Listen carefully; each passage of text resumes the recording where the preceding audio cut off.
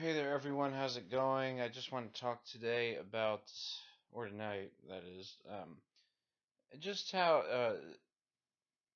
there's a lot of unfairness in our society, and it's being perpetuated by well-intentioned individuals who are actually causing harm, and hiding behind the idea of being nice and being a good person. But see, we also need to get at too is there's an epidemic, especially in New York. I mean, I'm a New Yorker, so this is where I live. But I notice even you go in the city, especially, you'll see it in just the energy of people that they're putting out.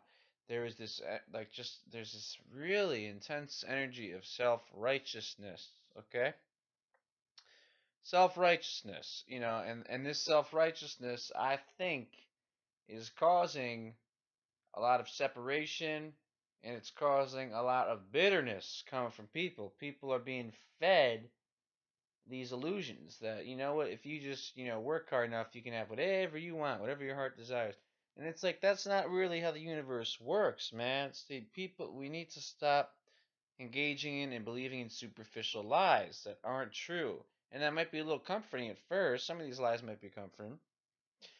I'm sure people love to believe, oh, I'm in control of my life completely. If I don't get what I want, I just didn't work hard enough, or fuck this guy, this homeless guy, he's a fucking loser because, he's lazy, so, I shouldn't give him any money. And say, well, you don't know what he's been through, man. He could have had circumstances that were a lot different than you, and you didn't go through that shit. Like, how do you know that you wouldn't be in that same place if you hadn't been in the same circumstances this guy had been in, man? 'Cause that's just not cool, man.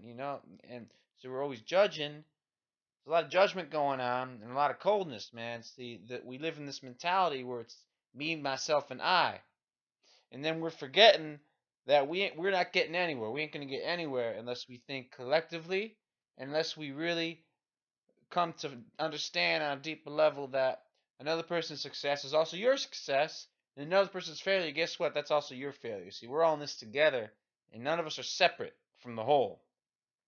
And yet in New York, everyone's living like they're separate. Everyone's like, oh, it's all about me. All that matters is whether I get that nice high paying job and that nice good salary so I can have, the perfect family. I get that beautiful partner, right? The wife, husband, whatever. And it's like, oh, I'm happy now. I got my kids. They're doing really well and they succeed in school. I got my high paying job. I live on, the Upper East Side. And it's just like, look, this stuff is superficial. Sure, it's good to live on the Upper East Side. There's nothing wrong with that. And it's okay to have a really high paying job on Wall Street. That's okay. But realize that it ain't so simple, man. I'm sorry to break it to you, but this is not a game.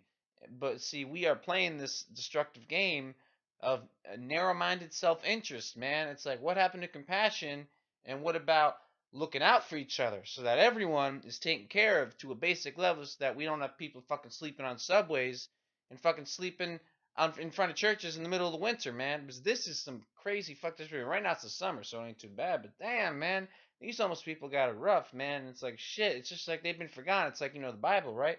You look in the Bible, it talks about the lepers, how they were outcasted from society, man. And nobody would fucking even acknowledge that they existed, man. You don't even give a shit.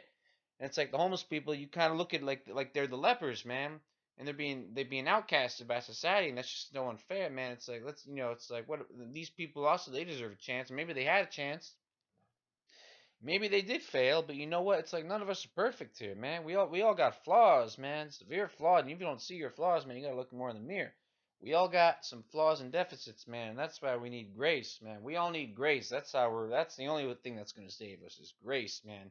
Because without that grace, man, and without that compassionate energy, man, it's just we're just walking to the edge of a cliff, man. We're all just gonna fucking fall into a bunch of flames, man. And then that's the end of it. So we need to really realize that we're walking on a path of destruction. Okay, we're walking on a path that is bound to fail because it's like it's so much emphasis is put on individual achievement. That seems to be all anyone cares about. Individual achievements, like what have you achieved? What have you done? And people don't really care about you unless you've made some big achievement. See, and that's just not cool. See, that is like so screwed up. See, I gotta hydrate, but it's really not cool, man. That that we're living in such an illusion, man. And then there's another thing too. I like to talk about Thich Nhat Hanh. He's a cool guy, and Buddhist monk, right? And this guy, he talks about interbeing. It's like everything is codependent for its existence, man. So nothing that exists can exist without the other.